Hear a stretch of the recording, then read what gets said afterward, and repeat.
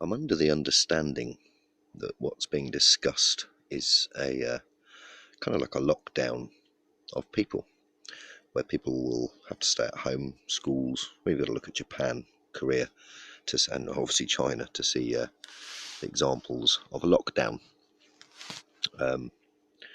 It's quite odd because in the same breath, you're also being told that European leaders are allowing all the migrants to come into the country in a big swathe, and politicians and entertainers and things are still gathering in large groups, politicians especially. Does no one think that's strange, that we will be kept potentially inside for periods just on the basis of a news broadcast or one person's authority, whilst the doors are opened to millions of other people? Not just in Europe, by the way. This does apply to Australia and other Western countries, Canada, while the eye's off the ball, obviously, and people are being distracted by this. A few things are happening. Great transfer of wealth is underway. I mean, you can see that clearly. The propping up of the markets today, the regain of 1,000 points is just a joke when you actually look in and delve deeper to the amount of money that's been pumped into the global economy.